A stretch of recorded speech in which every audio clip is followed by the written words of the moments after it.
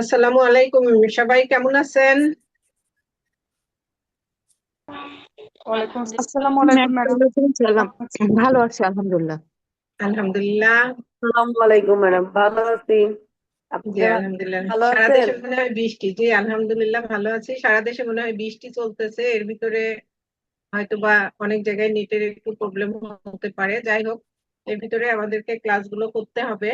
তো আমি প্রথমে আজকে যেটা দিয়ে শুরু করব, আজকে আমরা ইআইসিটি বা শিক্ষায় বিকাশমান তথ্য ও যোগাযোগ প্রযুক্তির ক্লাসটা করব। তো আমি প্রথমে আসলে রিনেম করাটা শিখবো এবং রোল লেখাটা শিখবো। এটা আমরা পরে করতাম। আজকে প্রথমে শিখিয়ে নিই, যেহেতু অনলাইনে পেয়েছে অনেককে একসাথে পাবো। তো একটু আমি স্ক্রিনটা শেয়ার করে নিই,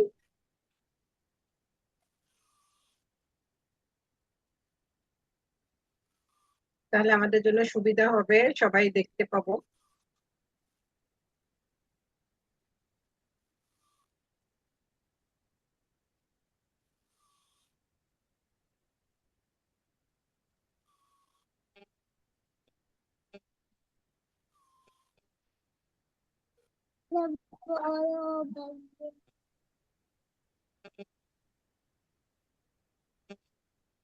আমার স্ক্রিনটা সবাই দেখতে পাচ্ছেন না?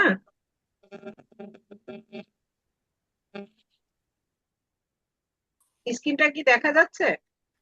জি ম্যাম।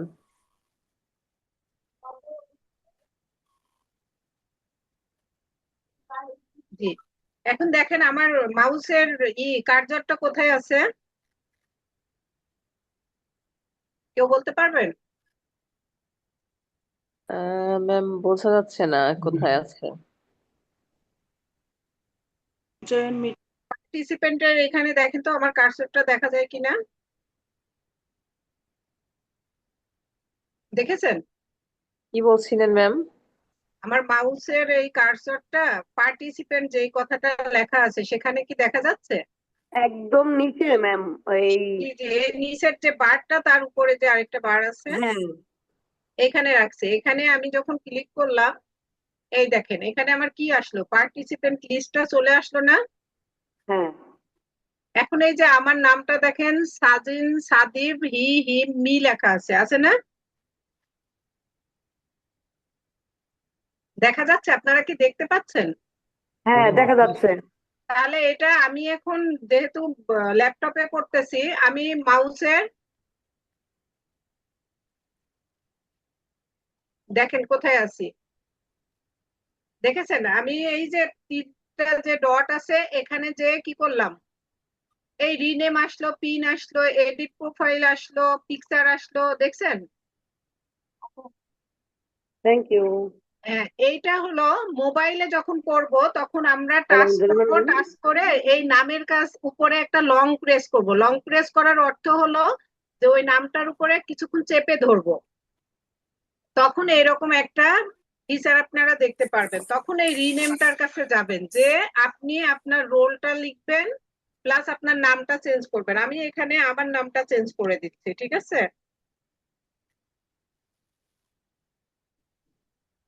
দেখেন এরকম করে এই নামটা চেঞ্জ করা যায়, পাশাপাশি রোলও চেঞ্জ করা যায়। আমি যদি এর আগে রোলটা দিয়ে দিই, ধরেন আমি রোলটা 1 দিয়ে দিলাম, তাহলে আমি কি লিখবো, 001। তার মানে আমাদের এবার 3 কোডের রোল, ঠিক আছে? 3 কোডের রোল বলতে লাস্টে যে 001, এরপরে দেখবেন লাস্টে যে 146 আছে একজনের, এই জন্য আমরা 3টা ডিজিটের কথা বলতেছি। তা আপনাদের যার রোল যত, আপনারা 3 ডিজিট, লাস্টে 3 ডিজিট লিখবেন, তাহলে আমরা রোলটা পেয়ে গেলে সবার নাম আমরা অ্যাটেন্ডেন্স দিতে পারবো। এইভাবে আমরা নামটা চেঞ্জ করি। তো আমি রোলটা মুছে দিই, যেহেতু এটা সৈকতুল জান্নাতের রোল, আমি এটা এখানে রাখতেছি না, আমার নামটা দিয়ে আমি চেঞ্জ করে নিলাম। দেখেছেন আমার নামটা চেঞ্জ হয়ে গেল?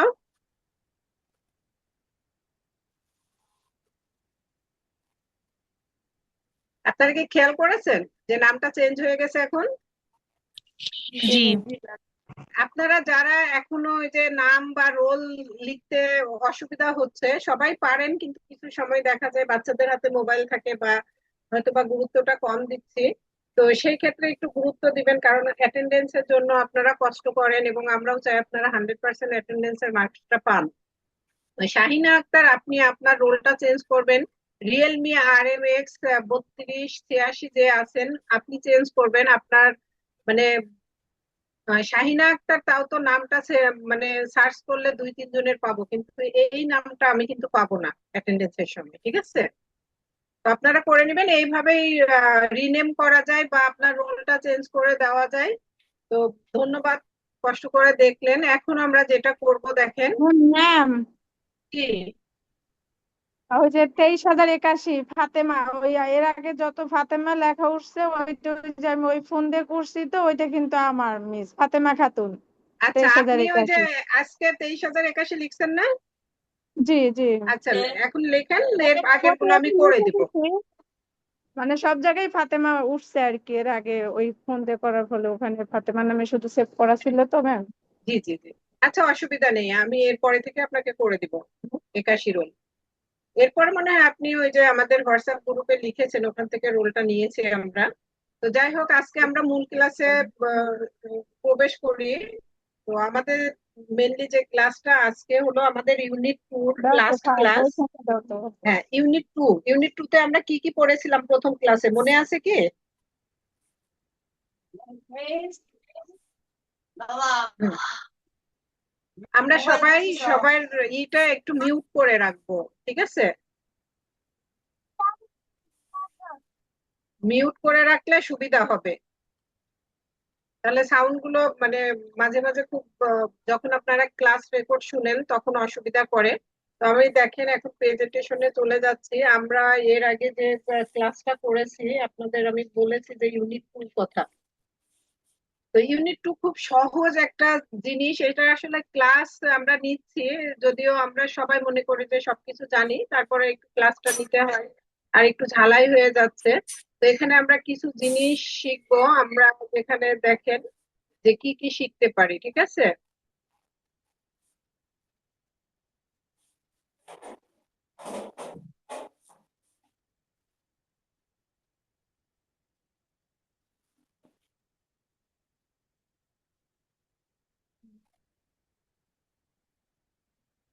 সরি, এটা পিডিএফ সম্ভব, আমরা পিডিএফটা দেখবো না, আমরা ক্লাসটা দেখবো, পিপিটিএক্সটা। তো এখানে আমরা যাই, দেখেন এটা হলো সহজ কি কম্পিউটার পরিস্থিতি ও পরিচালনার দক্ষতা। কম্পিউটার সম্পর্কে আমাদের স্বল্প বলেন বেশি বলেন সবারই খুব জ্ঞান আছে, কারণ আমরা যারা মাধ্যমিকে শিক্ষকতা করি তাদের প্রত্যেকটা ক্লাসে একটা করে বা আইসিটি বই আছে এবং সেখানে কিছু কিছু পরিচিতি আছে এবং পড়ানো হয়ে থাকে। তো আমরা মোটামুটি স্কুল থেকে হোক বা মাউসি থেকে হোক যে কোনো ধরনের উপায়ে আমাদের ট্রেনিং গুলো হয়ে থাকে। তাছাড়া বর্তমান যুগে প্রত্যেকের ঘরে একটা স্মার্টফোন আছে, সেটাকেও আমরা মিনি কম্পিউটার বলে থাকি। এছাড়া যেটা আমরা বলে থাকি যে প্রত্যেকের ঘরে ডেস্কটপ থাকতে পারে, ল্যাপটপ থাকতে পারে, আমার মনে হয় যে সবার ঘরেই কিছু না কিছু আছে, আমরা জানি।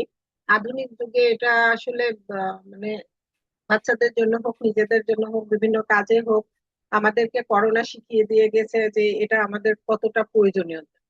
তো সেই ক্ষেত্রে যে কম্পিউটার পরিচিতি আমরা প্রথম ক্লাসে মোটামুটি জেনেছি যে কম্পিউটারের কি কি অংশ আছে, কোনটাকে হার্ডওয়্যার বলে, কোনটাকে সফটওয়্যার বলে, কোনটাকে ইনপুট ডিভাইস বলে, কোনটাকে আউটপুট ডিভাইস বলে। তো সেই ক্ষেত্রে আমরা যেটা মনে করি যে আমরা সবাই সবকিছু জানি এবং চিনি। আপনারা যেহেতু একটা প্রফেশনাল কোর্সের ভিতরে আছেন, যেটাকে আমরা বলি যে বিএড প্রফেশনাল প্রোগ্রাম, ঠিক আছে? এর বিভিন্ন কোর্স আছে, যেমন প্রত্যেকটা সাবজেক্ট এক একটা আলাদা কোর্স। তো তেমনি শিক্ষায় বিকাশমান তথ্য ও যোগাযোগ প্রযুক্তি, এটা একটা আলাদা কোর্স। এই কোর্সটার নাম বিগত সালে আপনারা জানেন যে এটা ছিল হলো শিক্ষার তথ্য ও যোগাযোগ প্রযুক্তি। এইবার এটাকে বিকাশমান কথাটা যুক্ত করা হয়েছে। তো যাই হোক, আধুনিক যুগে এটা ছাড়া আসলে কল্পনা করা যায় না। তো এই বিষয়ে আমরা একটু প্রতিদিনই জানতেছি। আমি এই জিনিসটা বারবার আপনাদেরকে দেখাই এই জন্য যে সাবজেক্টের নাম আমাদের সহজে মনে থাকে না। তো প্রত্যেকটা ক্লাসের আগে যদি আমরা সাবজেক্টের নামটা একটু রিভাইজ করি তাহলে ভালো হয়। যেমন emerging information and communication technology, তো শিক্ষায় বিকাশ ইন এডুকেশন হবে। এখানে ছোট করে ইন এডুকেশন দেওয়ার কথা ছিল। তো শিক্ষায় বিকাশমান তথ্য ও যোগাযোগ প্রযুক্তি আমাদের এই বিষয়ের নাম। আপনারা এই খাতার উপরে দুইটা ফর্মে লিখে রাখবেন। শর্ট ফর্মেও লিখবেন, ফুল ফর্মেও লিখবেন, বাংলায়ও লিখবেন। তো দেখেন, আমরা আজকের পাঠে কি কম্পিউটারের সাধারণ ডিভাইস, কিবোর্ড, আইকন, ফাইল ও ফোল্ডার পরিস্থিতি নিয়ে আলোচনা করব। অনেকের কাছে মনে হবে যে মিস কি পড়াতে এসেছে জানি না। তো আমি চেষ্টা করব যে আসলে সবাই একটু মানে রিভাইজ করি, পাঠটা ঝালাই করতেছি, কারণ সবাই জানেন, আমার থেকে অনেক বেশি জানেন। তারপরে যেহেতু ক্লাসের একটা উদ্দেশ্য আছে, সেই কারণে আমরা এগোই। এই পাঠ শেষে শিক্ষার্থী বলেছি, যদিও আপনারা প্রশিক্ষণার্থী, তো বিএড এর ক্লাসে যখন থাকেন তখন আমরা শিক্ষার্থী বলি আপনাদেরকে। কম্পিউটারের বিভিন্ন ডিভাইস শনাক্ত করতে পারবেন এবং বিভিন্ন কি এর কাজ ব্যাখ্যা করতে পারবেন। তো এই ক্ষেত্রে আমরা দেখেন, আইকন, ফাইল, ফোল্ডারের ধারণা লিখতে পারবো, ফাইল ও ফোল্ডার তৈরি, কপি, কাট, পেস্ট ও ডিলিট করতে পারবো, কোনটা দিয়ে কিভাবে করা যায় সেভাবে। রিসাইকেল বিন থেকে ফাইল কিভাবে পুনরুদ্ধার করা যায় সেই ব্যাপারেও জানতে পারবো। তাছাড়া আরো পাশাপাশি ছোটখাটো কিছু টেকনিক গুলো আমরা জানবো, যেগুলো মূলের কাছ থেকে একটু দূরে, সেজন্য ওগুলো আমাদের শেখার শিখন ফলে আনা হয় নাই। এটা আমি জাস্ট আপনাদের দেখালাম শিখন ফল, যে এই অধ্যায় থেকে আমরা কি কি শিখন ফল জানি। তো কম্পিউটারের সাধারণ ডিভাইস আমি পূর্বের ক্লাসে আপনাদেরকে বলেছি। দুই একজন একটু নামটা বলবেন, সাধারণ ডিভাইস গুলোর নাম কি কি? কিবোর্ড, মনিটর, সিপিইউ, জি মনিটর, সিপিইউ, মাউস, জি CPU, hard disk, keyboard, software, motherboard, RAM, ROM. ROM. Very good. দেখেন, আমরা সবাই মোটামুটি জানি। তো এগুলো যখন আপনার প্রশ্নে আসবে যে কম্পিউটারের কয়েকটি সাধারণ ডিভাইসের নাম বলুন, 2 মার্কের প্রশ্ন, তখন আপনারা যদি 2 মার্কের হয় 4টা থেকে 6টা লিখে দিয়ে আসবেন, আর যদি 4 মার্কের হয় আপনারা ডিভাইস গুলোর একটা লাইন করে ব্যাখ্যা দিয়ে আসবেন। যেমন মনিটরের কাজ কি, হার্ড ডিস্কের কাজ কি, সিপিইউ এর কাজ কি, তারপরে আপনার কিবোর্ডের কাজ কি, স্পিকারের কাজ কি, ঠিক আছে? এই সব জায়গাগুলো একটু ব্যাখ্যা দিতে হবে। তো এগুলো আপনারা মোটামুটি জানেন। দেখেন যে ডিভাইস গুলো ব্যবহৃত হয়, আপনারা বলেছেন মিলে কিনা, মিলতেছে?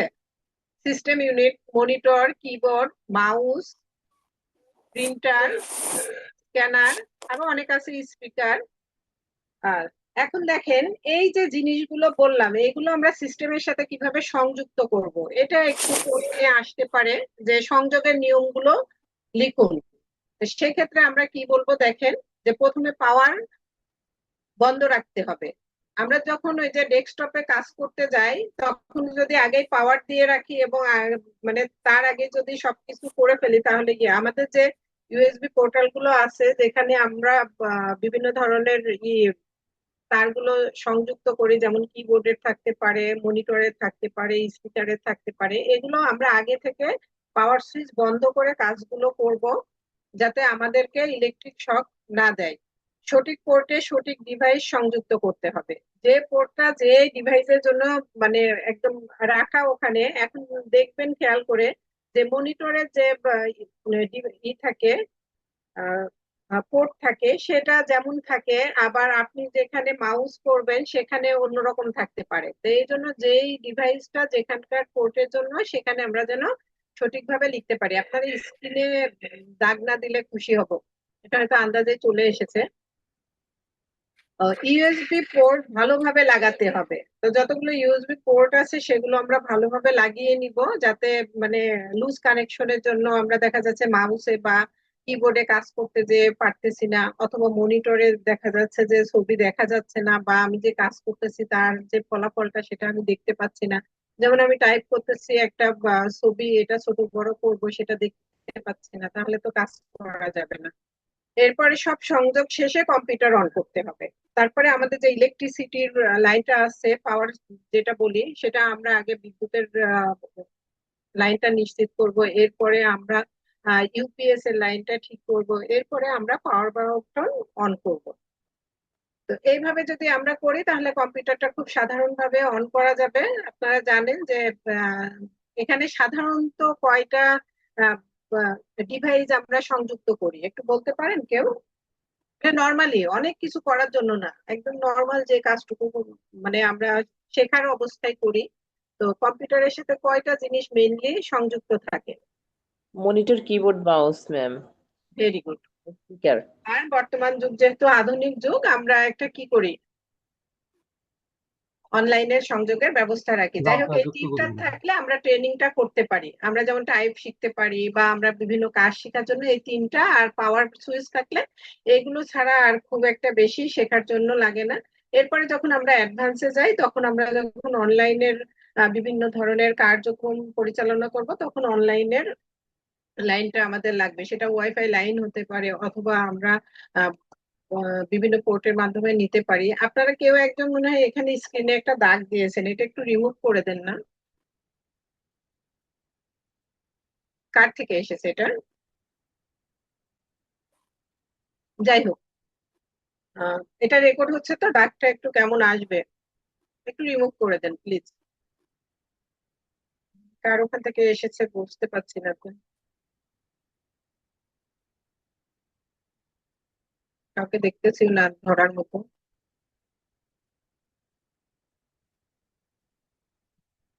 বুঝতেছি না, আপনারা দেখেন বুঝতে পারেন কিনা। দেখেন, কিবোর্ডের কি গুলো একটি গুরুত্বপূর্ণ ইনপুট ডিভাইস, যার সাহায্যে তথ্য টাইপ করে কম্পিউটারে প্রবেশ করানো হয়। তাহলে কিবোর্ডের কাজটা কি? যে আমরা কিবোর্ডের কাজটা হলো টাইপ করা মেনলি। তো এর বৈশিষ্ট্যের ভিতরে কি কি আসে? আমরা প্রথমে একটা লিখতে পারি, কিবোর্ড একটি ইনপুট ডিভাইস। আফরোজা সুলতানা মিম, আপনি কি কিছু বলবেন?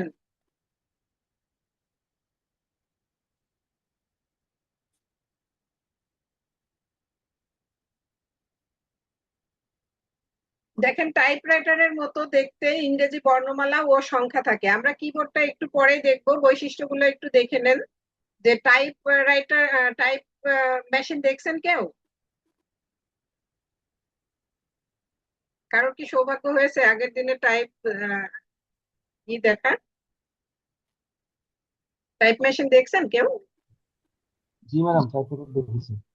আচ্ছা, এটা যদি যারা কোর্ট এলাকায় যান, সাধারণত এখনো কিন্তু টাইপ মেশিন এইগুলো দিয়ে টাইপ করে এখনো, বুঝছেন?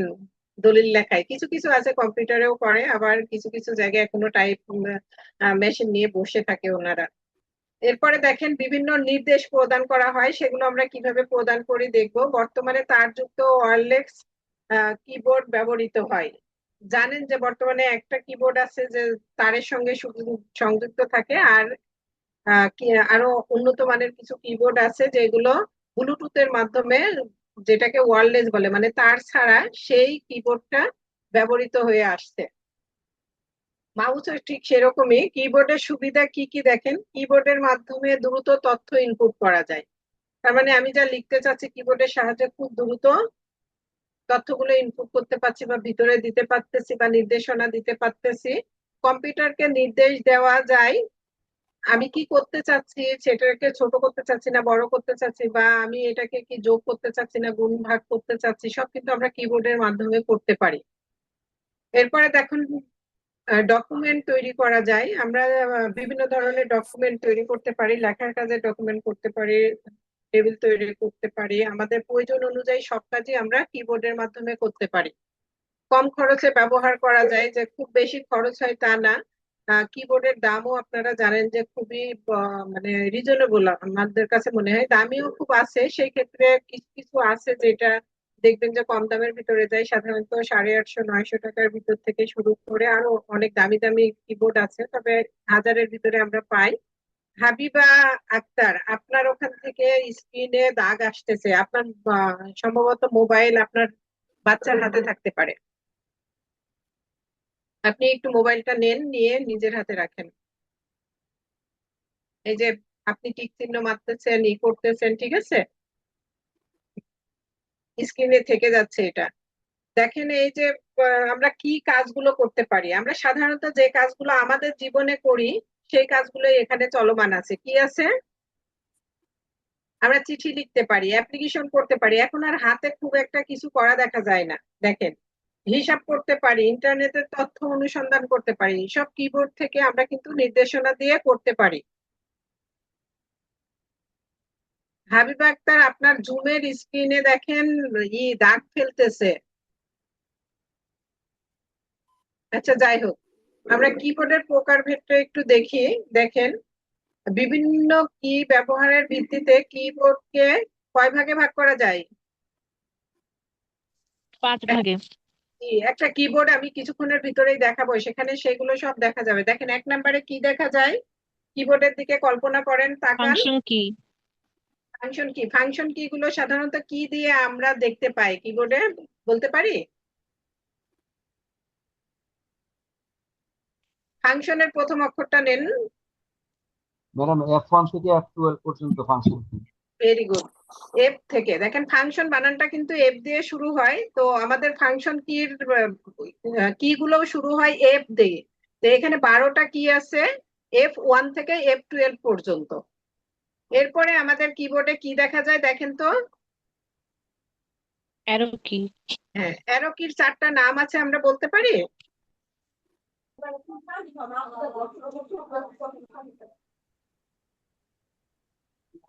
আপ, ডাউন, রাইট, লেফট, ঠিক আছে? উপর, নিচ, বাম, ডান। বাংলায় যদি বলেন অ্যালফাবেটিক কি, এটা তো আমরা সবাই জানি, বলেন একজন। Madam A to Z।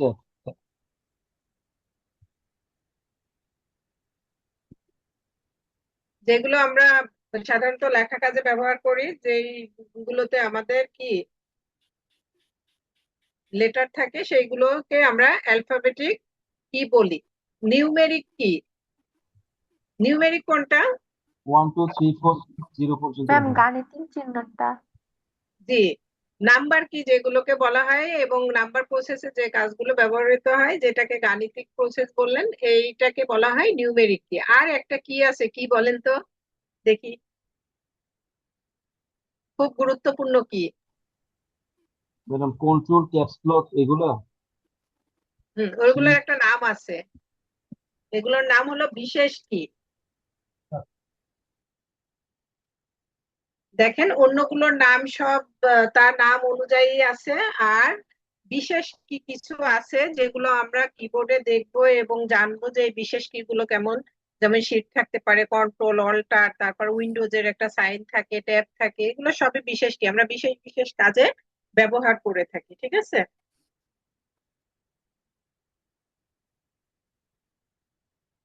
দেখেন ফাংশন কিটাকে আমরা কি বলতেছি, স্যার একটু আগেই বলে দিলেন যে কিবোর্ডের F1 থেকে F12 পর্যন্ত যে কি গুলো থাকে সেগুলোকে আমরা ফাংশন কি বলি। ফাংশন কি আমরা বিভিন্ন কাজে ব্যবহার করে থাকি। দেখবেন যে যখন আমরা কম্পিউটারের কোনো ডকুমেন্টে কাজ করি, তখন যদি সাহায্যের দরকার হয়, আমরা যদি তার উপরে রাইট বাটন ক্লিক করি, ওখানে কিন্তু আমাদের এই মাউসের রাইট বাটনের কাজের সাথে সাথে আমাদের কিন্তু নোটস দেয় যে আপনি কি করতে পারেন। তাহলে F1 এ যদি আমরা চাপ দিই, তাহলে সেই ক্ষেত্রে হেল্প আসবে, মানে আমাকে কি সাহায্য করতে পারে। আমরা যদি কোনো কিছু রিনেম করতে চাই, তাহলে আমরা F2 এর উপরে চাপ দিব। এরপরে দেখেন F5 রিফ্রেশ, যেগুলো আমাদের খুব মানে এসেনশিয়াল, খুব রীতিমতো প্রতিনিয়ত কাজে লাগে, সেইগুলোর নাম এখানে আমি একটু দেখাচ্ছি। এরপরে দেখেন অল্টার F4, আমরা কোনো প্রোগ্রামে যেতে গেলে তখন কি করি, অল্টার +F4 বলতে অল্টারটা আমি এক আঙ্গুল দিয়ে চেপে ধরবো এবং সাথে F4, এইটাকে বলা হয় অল্টার F4। তো এইগুলো আমি আপনাদেরকে লেখা দেখাচ্ছি এই কারণে, এগুলো প্র্যাকটিক্যাল, বাট আমাদের পরীক্ষায় লিখতে হবে। যদি আসে যে রিনেম করতে হলে কি করতে হবে, তাহলে আমাকে কি করতে হবে, প্রোগ্রামের ওখানে যেতে হবে, যে আমি যদি F12 এর উপরে চাপ দিই, তাহলে কি রিনেম কথাটা আসবে, তখন আমি সেখানে নাম লিখে রিনেম করে ফেলতে পারবো। এই F5 যখন আমি করব, তখন ওই কম্পিউটারটা রিফ্রেশ হয়ে যাবে, ঠিক আছে? এখন প্রোগ্রামে যেতে চাচ্ছে, আমার হাতে মাউস নেই বা মাউস হঠাৎ করে কাজ করতেছে না, কি করতে পারি, তখন অল্টার F করে চাপ দিলে আমরা প্রোগ্রামটা আনতে পারবো। এরপরে আমরা দেখি এই যে কিবোর্ডটা দেখেন, আমরা এতক্ষণ যে জিনিসগুলো দেখলাম,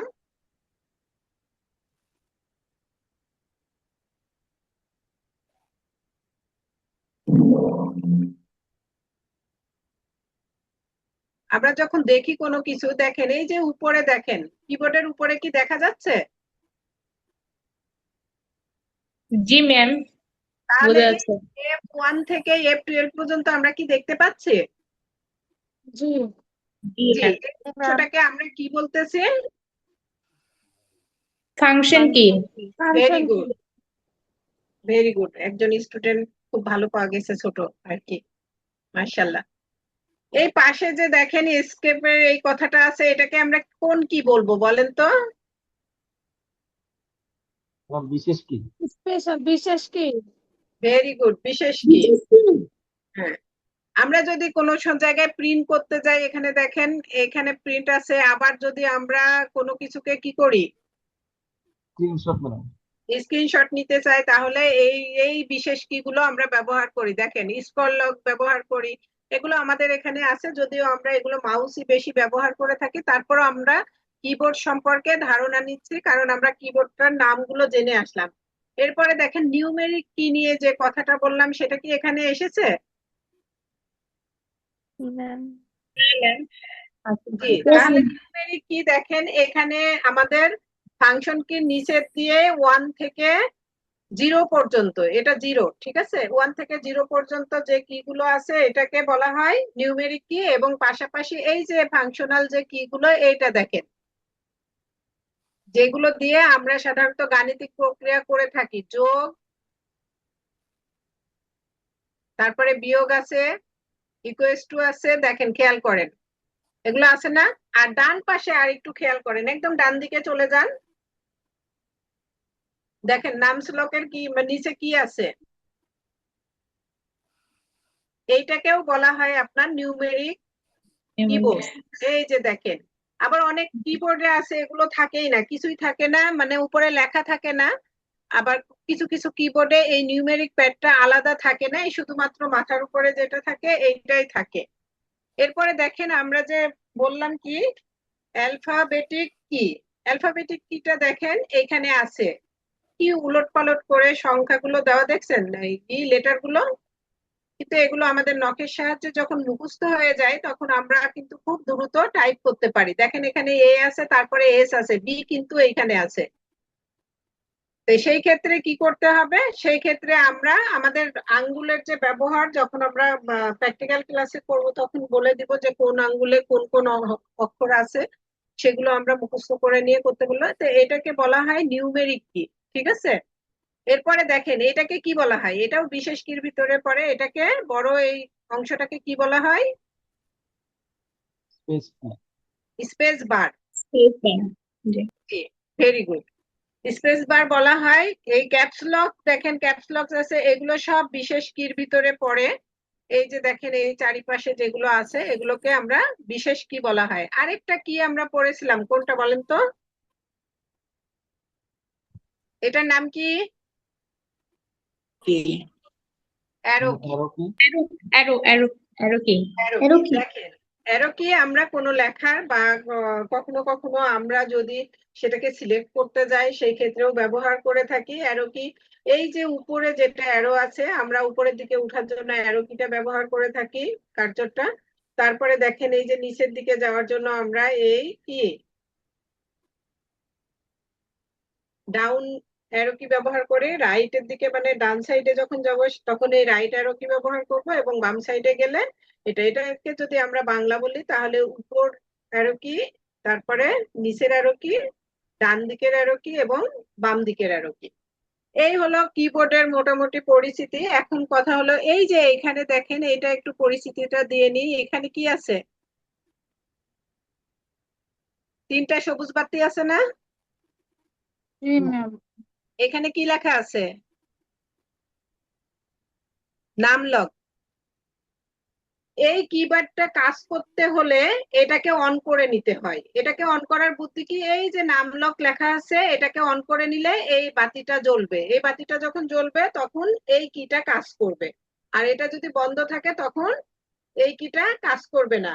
এই যে তার পাশে ক্যাপস লক, এই যে বাম পাশে দেখেন ট্যাবের নিচে যে ক্যাপস লক আছে, এটাকে যদি অন করি তখন এইখানকার লাইটটা জ্বলবে। এরপরে এই যে স্ক্রল লক অন করে আমরা এই যে অ্যারো কি দিয়ে উপরে যেতে পারি বা নিচে যেতে পারি, স্ক্রল করতে পারি, ঠিক আছে? তাহলে এখানে দেখেন যে কিবোর্ডের আমরা যে পরিস্থিতিটা দিলাম, আমরা মনে হয় যে পরীক্ষার হলে যদি কিবোর্ডের পরিস্থিতি নিয়ে কোনো প্রশ্ন আসে, আমরা এই ছবিটাকে কল্পনা করে লিখে দিয়ে আসতে পারবো, পারবো না?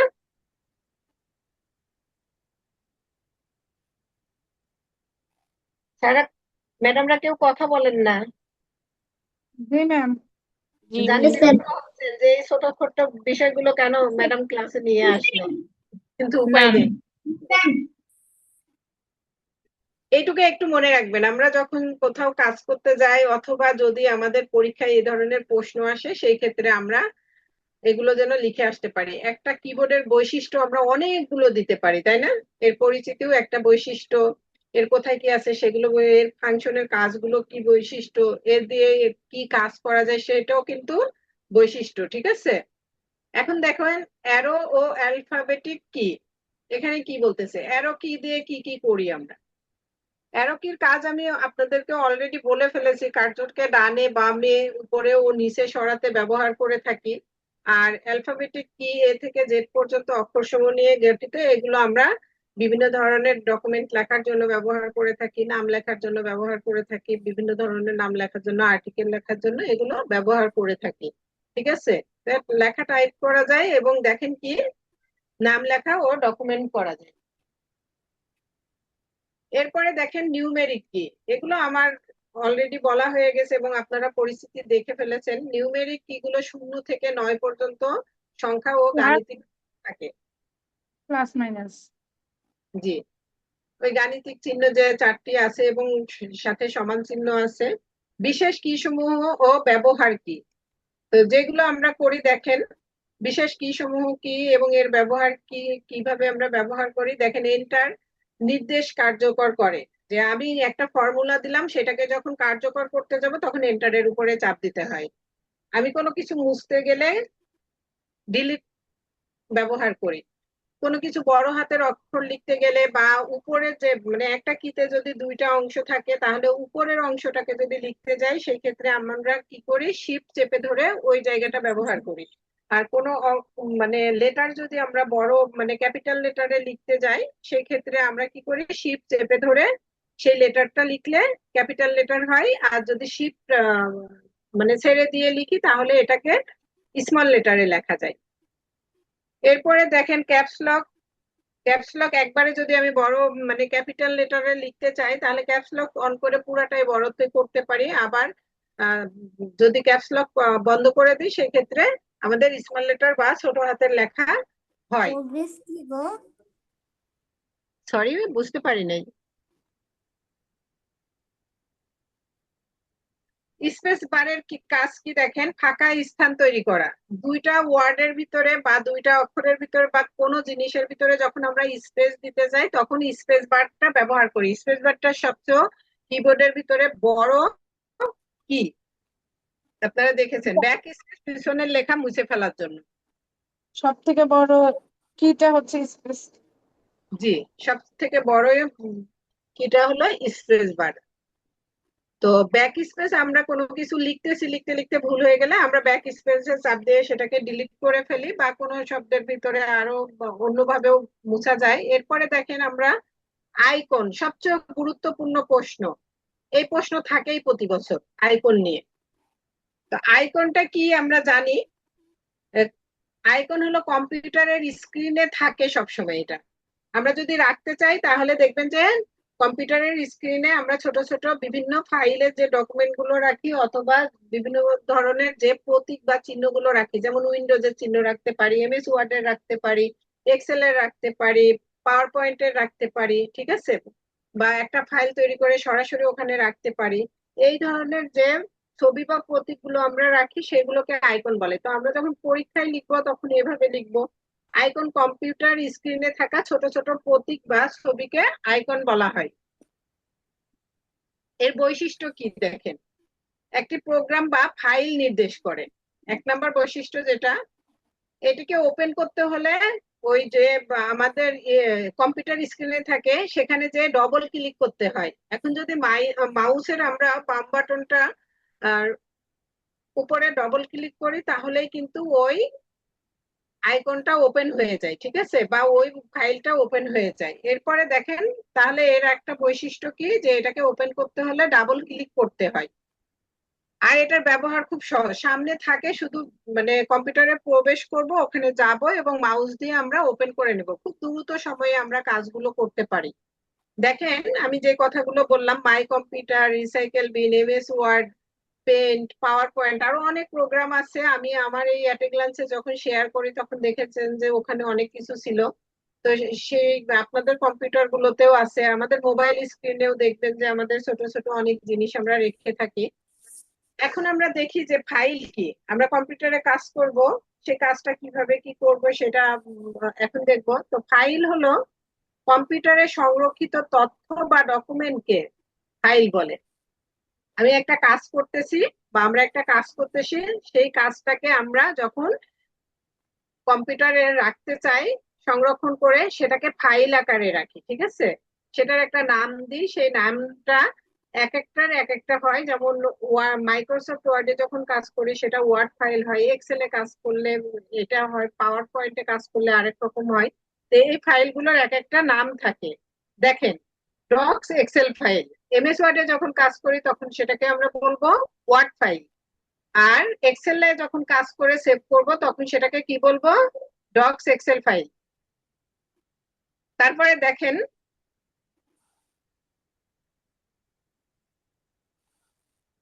এক্সেল এসএক্স পিকচার ফাইল, আমরা যখন কোনো পিকচার সেভ করে রাখি সেখানে যে ফাইলের নাম আসে পিএনজি ফাইল, সেই ডকুমেন্টের এই ছবি আকারে যখন আসে তখন এটাকে পিএনজি ফাইল বলা হয়। দেখেন এগুলোকে আবার সবগুলোকে কি করা যায়, পিডিএফ করা যায়।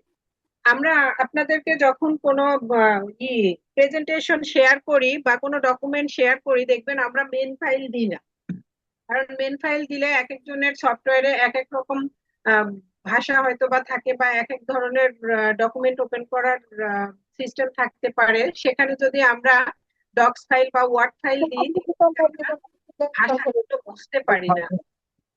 সরি,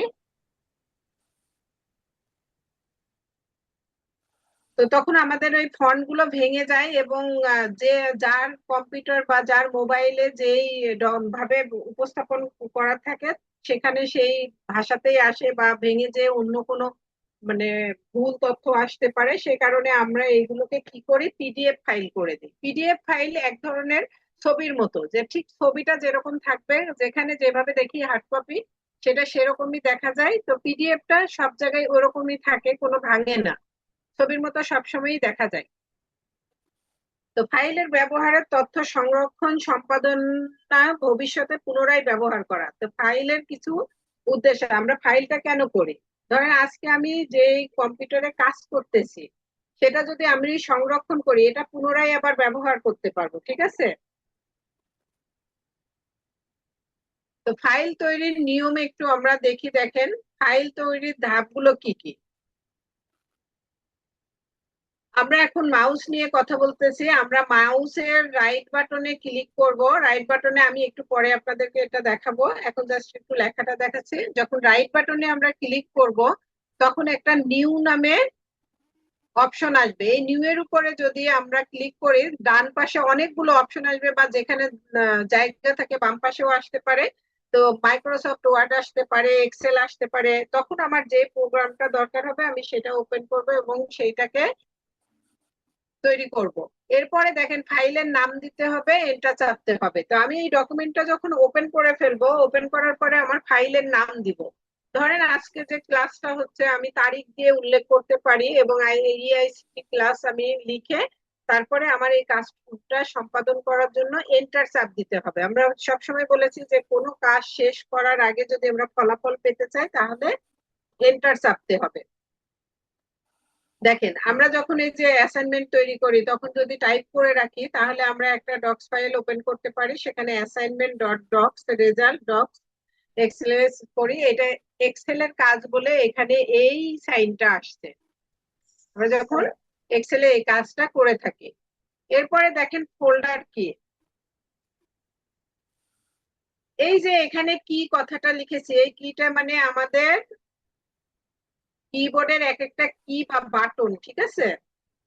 ফোল্ডার ফাইল হলো ফাইল গুছিয়ে রাখার জন্য ব্যবহৃত স্থানকে ফোল্ডার বলা হয়। আমাদের কম্পিউটারে অনেক অনেক ফাইল আমরা ওপেন করি, দেখবেন যে আমি শুধু যে একটা কাজ করি তা তো না, আমি অনেকগুলো কাজ করি। যখন যে প্রয়োজনে যে কাজটা করি না কেন সেটা এক একটা ফাইল। এই ফাইলগুলোকে আমরা সুন্দর করে যদি গুছিয়ে রাখতে চাই তাহলে একটা ফোল্ডার তৈরি করি। যেমন অ্যাকাউন্টস ফাইল বলতে পারি। অ্যাকাউন্টস ফাইলে আমি যত অ্যাকাউন্টস এর কাজগুলো আপডেট করি সবগুলো ওই ফোল্ডারে রেখে দিই। এরপরে আমি কি করতে পারি, অ্যাসাইনমেন্ট, আমার বিভিন্ন সাবজেক্টের অ্যাসাইনমেন্ট হতে পারে। তো ওই অ্যাসাইনমেন্ট নামে একটা ফোল্ডার যখন আমি করে ফেলি তখন সমস্ত অ্যাসাইনমেন্ট এনে ওই অ্যাসাইনমেন্ট ফাইলগুলো এই একটা ফোল্ডারে আমি সংরক্ষণ করতে পারি। আমার যখন অ্যাসাইনমেন্টটা দেখার দরকার বা কাউকে দেওয়ার দরকার বা সেখানে কাজ করার দরকার, আমি তখন সেই ফোল্ডারটা ওপেন করে যে ফাইলটা দরকার সেই ফাইলটা সংরক্ষণ করতে পারি। এটার ক্ষেত্রে আমরা বলতে পারি যে আলমারিতে কাপড় গুছিয়ে রাখা হয় যেমন করে কম্পিউটারে ঠিক তেমন করে ফাইলগুলো সাজায় রাখা হয়। আসলে ধারাবাহিকভাবে সাজানো হয় সেই জিনিসটা বলা হচ্ছে যে গুছিয়ে রাখা। এর সুবিধা কি হতে পারে, বলতে পারে ফোল্ডার কি। হ্যাঁ, ফোল্ডারের সুবিধাগুলো লিখুন। শেষে আপনাকে এইভাবে লিখতে হবে যে ফাইল দ্রুত খুঁজে পাওয়া যায়, তথ্য নিরাপদ থাকে, কাজ গোছানো হয়। ফোল্ডার তৈরির নিয়ম কি? ফোল্ডার তৈরির নিয়ম যখন লিখতে যাবেন তখন দেখেন যে রাইট বাটন ক্লিক করলে নিউ এ যদি ক্লিক করেন, নিউ এর এই নিউ এ যখনই চাপ দিবেন এই আমরা যে Word, Microsoft Word, Excel, Publisher এগুলো পাবো, তো তার ঠিক প্রথমেই আসে ফোল্ডার। আমরা ফোল্ডারটাকে ক্লিক করলে আমরা ফোল্ডার তৈরি করতে পারবো। ব্যবহার কিভাবে হয় দেখেন, বিষয়ভিত্তিক তথ্য সংরক্ষণ, ছবি, ভিডিও, ডকুমেন্ট আলাদা আলাদা রাখা। যেমন আমি যদি বলি যে আমার হলো ফ্যামিলি পিকচার, তো সেই ফোল্ডারে আমি যে ফাইলগুলো রাখবো সব ফ্যামিলি পিকচার সংরক্ষণ করে রাখবো। এরপরে আমি বলতে পারি যে আমার কিছু নিজস্ব কিছু জিনিস থাকে বা আমার সিভি থাকতে পারে, সেটা আমি সিভি লিখে একটা ফোল্ডার করতে পারি, সেখানে যত ধরনের সিভি আছে আমি ডকুমেন্ট রাখতে পারি। বা আমার বিএড ক্লাসের কিছু ক্লাস আছে যে ক্লাসগুলো আমি, মাধ্যমিক শিক্ষা বলতে পারেন আপনারা, সক্রিয় শিক্ষণ দক্ষতা কৌশল বলতে পারেন, সব আপনাদের ফাইল আলাদা আলাদা আছে। কিন্তু ফোল্ডার যদি থাকে বিএড প্রোগ্রাম, সেখানে আমরা বিএড প্রোগ্রামের ভিতরে শুধু বিএড এর এই সাবজেক্ট গুলো নিয়ে বা অ্যাসাইনমেন্ট নিয়ে বা আদার্স যে কাজগুলো বিএড এ দেওয়া হয়ে থাকবে সেই কাজগুলো আমরা করতে পারি। তো এই জন্য ফোল্ডারটা আমাদেরকে সংরক্ষণ করতে হয়। এবং এখানে হলে খুবই সুবিধা যে এখান থেকে কোনো ফাইল সহজে নষ্ট হয় না, বা এটা উপরে ফোল্ডার যাই থাকে, কেউ খুঁজতে গেলেও নিজে যে বিষয়টা জানি অন্যরাও খুঁজতে একটু দেখবেন যে আগে নাম জানতে হয় তারপরে করতে হয়। এরপরে আসি যে আমরা কপি পেস্ট কিভাবে করি, কিভাবে কপি করতে হয়, কিভাবে পেস্ট করতে হয়, কিভাবে কাট করতে হয়, আহ এই জিনিসগুলো একটু জানবো আমরা। তো কপি কিভাবে করি, কপি করা তো খুব সহজ তাই না? কপি শব্দের অর্থ হলো একটি ফাইলের অনুলিপি আরেকটা তৈরি করা। আমার ঠিক যে জিনিসটা আছে সেই জিনিসটাকে আমি হুবহু আরেক জায়গায় আরেকটা করব, এখানেও থাকবে প্লাস সেখানেও থাকবে, এটাকে বলা হয় কপি। তো এই কপিটা করতে গেলে প্রথমে আমাদেরকে কি করতে হয় দেখেন, যে আমরা যদি শর্টকাটে করতে চাই কিবোর্ড দিয়ে, তাহলে আমরা কি করতে পারি যে ওই ডকুমেন্টটাকে সিলেক্ট করতে পারি, সিলেক্ট করে তারপরে সেটাকে কি করতে হবে, কন্ট্রোল সি দিয়ে কপি করা যায়। খেয়াল রাখবেন যদি আপনাদেরকে বলে যে কপি এবং পেস্ট করতে হলে কি করতে হয়, পেস্ট দুই ভাবে করা যায়, কপিও দুই ভাবে করা যায়, তবে একটা স্থায়ী ভাবে মানে একটা এক জায়গায় সংরক্ষিত থেকে আরেক জায়গায় করা যায়, আর একটা মূল জায়গা থেকে সরিয়ে নিয়ে যাওয়া যায়, সেটা আমরা একটু পরে জানবো।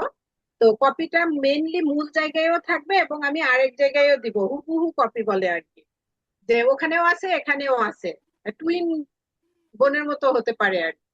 তো ওরকম না, ওটা আল্লাহ প্রদত্ত। তো সেই ক্ষেত্রে দেখা যায় যে এই ক্ষেত্রে আমরা যে ফাইলটাকে কপি করতেছি, ফাইলটাকে কপি করে আরেক জায়গায় নতুন করে আবার সেভ করতেছি, রাখতেছি, সংরক্ষণ করতেছি। এটা করতে হলে ডকুমেন্টকে অবশ্যই সিলেক্ট করতে হবে এবং কন্ট্রোল সি দিতে হবে। কন্ট্রোল সি দিলে সেটা কপি হয়ে যাবে যতক্ষণ আপনি আদার্স অন্য কোনো কমান্ড না দিবেন। এরপরে দেখেন ওই কপি করা জিনিসটাকে যদি কোথাও যেখানে সংরক্ষণ করতে চাচ্ছি সেখানে যে কন্ট্রোল ভি করলে কিন্তু পেস্ট হয়ে যায়, সেখানে এই ডকুমেন্টটা মানে আরেকটা নতুন ভাবে এই সেম ডকুমেন্টটা ওখানে থাকে।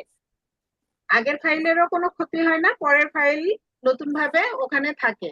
এর ব্যবহার কি দেখেন, একই ফাইল একাধিক স্থানে রাখা যায়। তো আমি মনে করলাম যে সাপোজ ধরেন আজকের ক্লাসটা আমি আমার ল্যাপটপে রাখলাম, ল্যাপটপ বা আমি আমার যে ফোল্ডারে রাখছি এই ফোল্ডার থেকে কপি করে আমি আমার আরেকটা ডকুমেন্টে রাখতে পারি।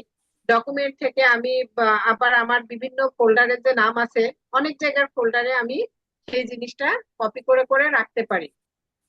এটাকে বলে হলো ব্যাকআপ, যে একটা ফাইল একটা ডকুমেন্ট থেকে নষ্ট হয়ে গেলে আরেকটা জায়গায় যেন আমি পেয়ে যাই। এবার কাট ও পেস্ট কাট, একটু আগেই বললাম যে কপি দুই ভাবে করা যায়।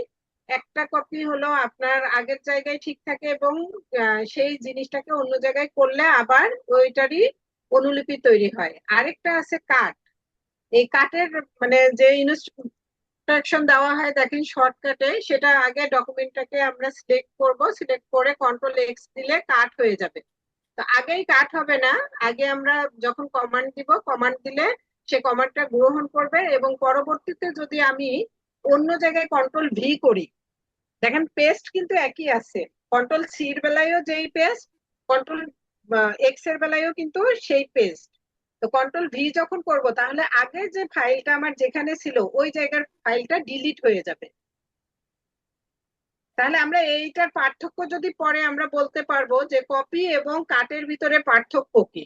ঠিক আছে, কপি পেস্ট এবং কাট পেস্টের ভিতরে পার্থক্য কি, এইটা কিন্তু আমরা লিখতে পারবো, 2 মার্কের প্রশ্ন সাধারণত হয়ে থাকে। তাহলে কপি করলে কপির পরে যদি আমরা পেস্ট করি সেটা দুইটা স্থানেই থাকে, আর কাট করে যদি আমরা কোথাও পেস্ট করি তাহলে সেটা মূল জায়গা থেকে ডিলিট হয়ে যায় এবং নতুন জায়গায় সেটা আবার তৈরি হয়। পার্থক্য দেখেন, কপি মূল ফাইল থাকে আর কাটের মূল স্থান থেকে সরে যায়, তার মানে ওই জায়গাটা থেকে সে নতুন যে জায়গায় আমি পেস্ট করলাম সে জায়গায় সে থেকে যায়, তার মানে এক জায়গায় সে স্থানান্তর হচ্ছে। আর কপি যখন করতেছে কপি দুই জায়গায় থাকতেছে, তার মূল জায়গায়ও থাকতেছে এবং পেস্টের জায়গায়ও থাকতেছে এবং নতুন জায়গায় থাকতেছে, যেটাকে বলি। এখন দেখেন ডিলিট এবং রিসাইকেল বিন, এটার কাজ কি? এটার কাজ হলো, ডিলিটটা তো আমরা জানি সবাই, না? জি আমরা মুছে ফেলার কাজে ডিলিট কি ব্যবহার করে থাকি, এটা আমাদের স্মার্টফোনেও করে থাকি, দেখবেন যে আমরা সাধারণত বুঝি। এরপরে দেখেন কি আছে, উপায় কি বলেন তো? আমরা যদি জি শুরু থেকে মুছতে চাই তাহলে কি করতে হবে? কার্সরটা ঠিক যেখান থেকে মুছতে চাচ্ছি সেখানে রেখে যদি মানে করতে থাকি তাহলে এটা ডিলিট হতে থাকবে, তাই তো? এগুলো আমরা একটুখানি দেখবো একটু পরেই, অসুবিধা নেই। এরপরে দেখেন রিসাইকেল বিন, এটার সাথে পরিচিত কে কে? জি ম্যাডাম। ডিলিট হওয়া ফাইলগুলো সেখানে জমা হয়, প্রয়োজনে সেখান থেকে রিস্টোর করা যায়। জি জি, ভেরি গুড। অনেক সময় দেখবেন যে শুধু ইচ্ছা করে যে আমরা কোনো ফাইলকে ডিলিট করি তা না, অনেক সময় আমাদের অনিচ্ছাকৃত ডিলিট হয়ে যায় এবং ওই ফাইলটা আমার খুব গুরুত্বপূর্ণ ছিল, এই ফাইলটা না পেলে আমার অনেক ক্ষতি হতে পারে বা খুব ঝুঁকি হতে পারে। সেই ক্ষেত্রে আমরা যখন এই ফাইলটাকে খুঁজতে যাব কোথায় খুঁজবো? এই রিসাইকেল বিন। জি, তো এই রিসাইকেল বিনটা মাউসের কোথায় থাকে বলেন তো? চাকার মধ্যে। না, ওটাকে স্ক্রল বলে।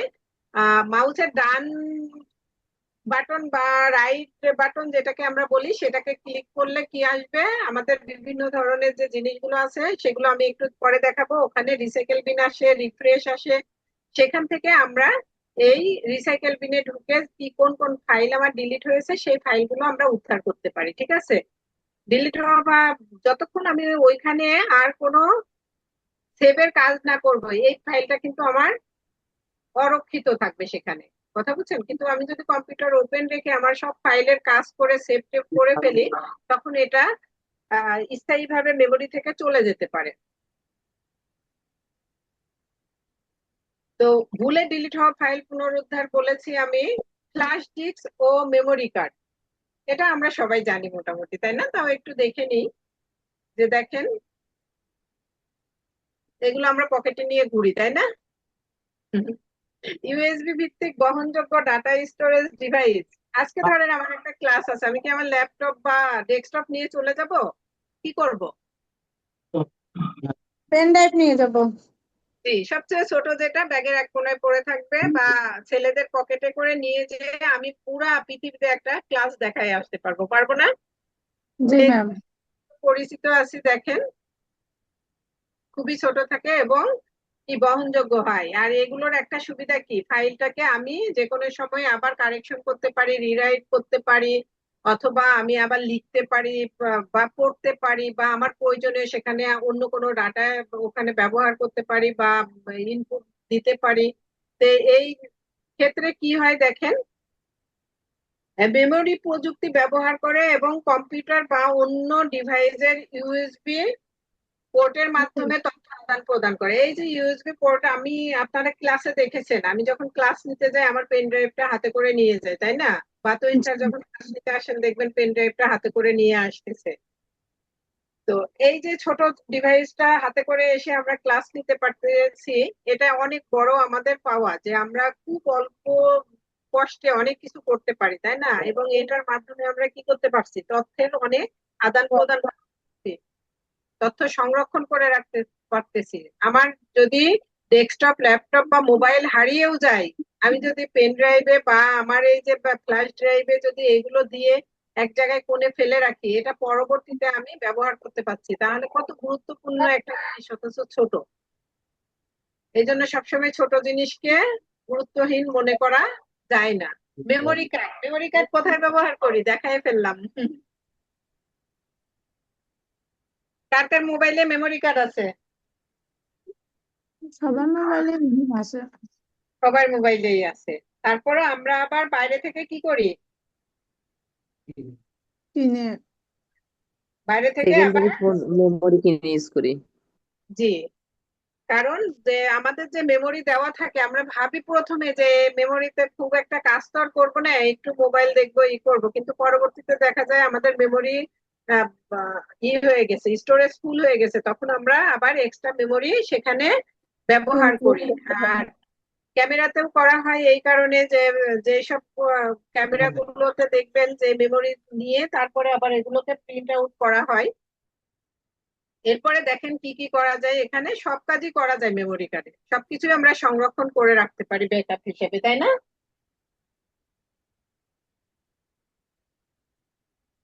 এখন দেখেন সবচেয়ে গুরুত্বপূর্ণ যে জিনিসটা, যেটা একদম প্রথমে বলার দরকার ছিল, আমরা সবাই পারি তাই একটু রিক্যাপ করতেছি। দেখেন, বলেন তো কম্পিউটার অন করার প্রথম নিয়মটা কি? বিদ্যুৎ সংযোগ অফ রাখতে হবে। জি, বিদ্যুৎ সংযোগ যদি না থাকে তাহলে আমরা যেখানে সরাসরি বিদ্যুৎ লাগে সেইখানে কাজ করতে পারবো না। কিছু কিছু ক্ষেত্রে আমরা বলি যে না, বিদ্যুৎ সংযোগ না দিলেও হবে। তো সেই ক্ষেত্রে কি হতে পারে, সেই ক্ষেত্রে যেমন ল্যাপটপে চার্জ থাকে, ওটাও কিন্তু এক ধরনের বিদ্যুৎ, কিন্তু আমরা যখন ডেস্কটপে কাজ করি তখন ডেস্কটপ অন করার যে নিয়মটা সেটা আমরা দেখতেছি।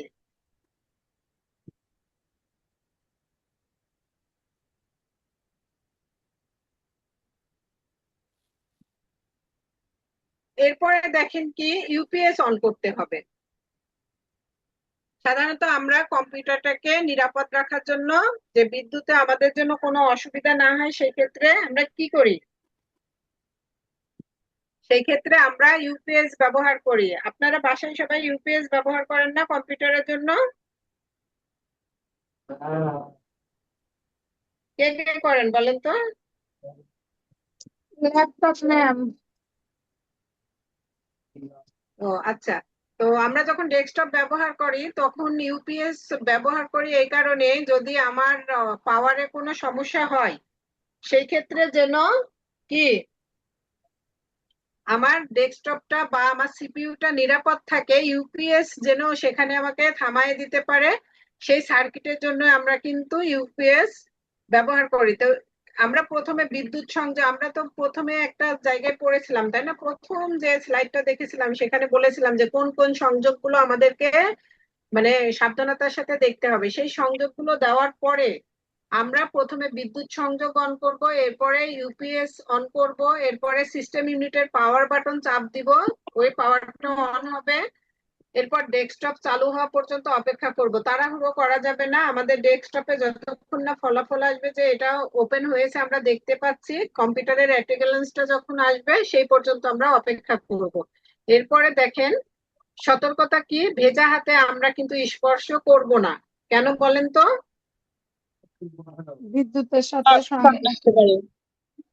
বিদ্যুৎ পরিবাহী হয়, মানে তরল জিনিস খুবই বিদ্যুৎ পরিবাহী হয়। আমাদের হাত যদি ভেজা থাকে যে কোনো সময় শক করতে পারে, একটা অ্যাক্সিডেন্ট হতে পারে। আর সংযোগ সঠিক হতে হবে। ওই যে একটু আগে বললাম না, যেন সংযোগগুলো ঢিলা না হয়, অথবা এই সংযোগগুলো এক জায়গায় এক পাশে উঁচা থাকতে পারে, মানে ভিতরে ঠিক মতো যায় নাই, আমরা পাওয়ারটা ঠিক মতো পাচ্ছি না, শর্ট সার্কিট হচ্ছে ওখানে। এই জন্য আমাদের সংযোগগুলো সঠিক আছে কিনা সেটা ঠিকভাবে দেখতে হবে। এবার আমরা দেখি কম্পিউটার কিভাবে অফ করে। আমরা ঠিক যেভাবে অন করেছি তার বিপরীত ভাবেই অফ করব, বাট আমরা যেহেতু কম্পিউটার অন রেখে তো আর বসে থাকি না, কিছু কাজ করি। সেই কাজ করার পরে কি করতে হয়, আমরা যে ফাইলে কাজ করেছি বা যে ডকুমেন্ট কাজ করেছি সেই ডকুমেন্টটা কি করতে হবে, সেভ করে নিতে হবে, হলো। যাতে আমার ডকুমেন্টটা হারিয়ে না যায়। জি বলেন, কে যেন বলছিলেন,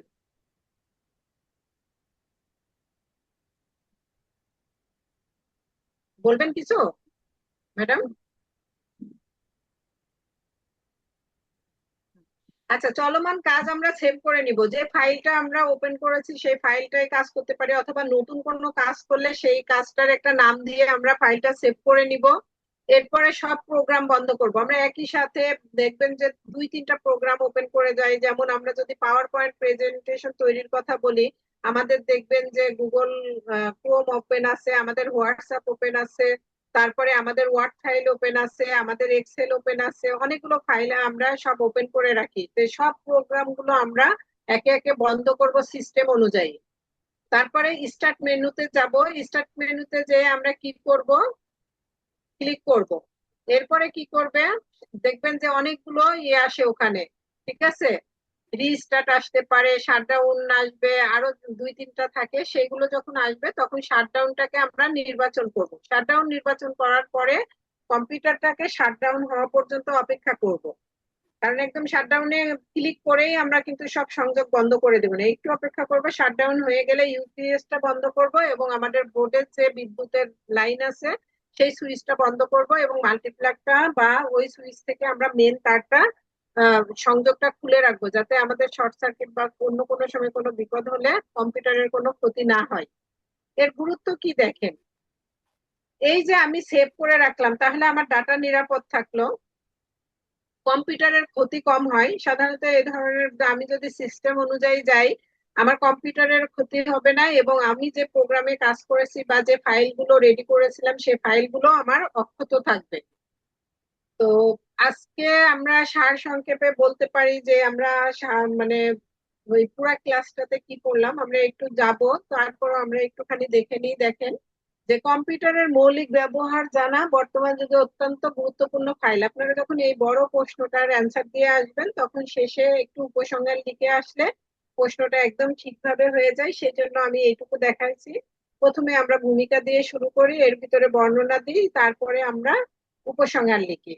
তো ফাইল ও ফোল্ডার ব্যবস্থাপনা কাজকে সহজ ও সুশৃঙ্খল করে সঠিক নিয়মে কম্পিউটার ব্যবহার করলে তথ্য নিরাপদ থাকে। ঠিক যে যে উপায়ে আমরা কাজগুলো বললাম, সেই উপায়ে যদি কাজ করি তাহলে আমাদের যে তথ্যগুলো আমরা নিরাপদ রাখতে চাই বা যে তথ্যগুলো আমাদের প্রয়োজন সেগুলো সঠিক নামে রাখলে সেই জায়গাগুলোতে নিরাপদ থাকে।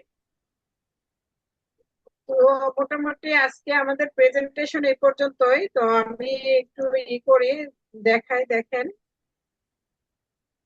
এখন আমি আমার ল্যাপটপের ইয়েতে যাচ্ছি, চুল তো কাটা যাবে না, এইখানে যাই। দেখেন আমি কিছু জিনিস দেখালাম এতক্ষণ, আমি এখন যাচ্ছি যে শাটডাউনটা আমরা কোথা থেকে করব একটু জাস্ট দেখে নিব। ল্যাপটপের দেখেন এই যে সাইনটা ল্যাপটপেও থাকে কম্পিউটারে থাকে, তাই না? ডেস্কটপেও থাকে, ল্যাপটপেও থাকে। তো এখানে যদি ক্লিক করি দেখেন কয়টা আসলো, একটা লক আসলো, একটা স্লিপ আসলো, একটা শাটডাউন আসলো, একটা জি।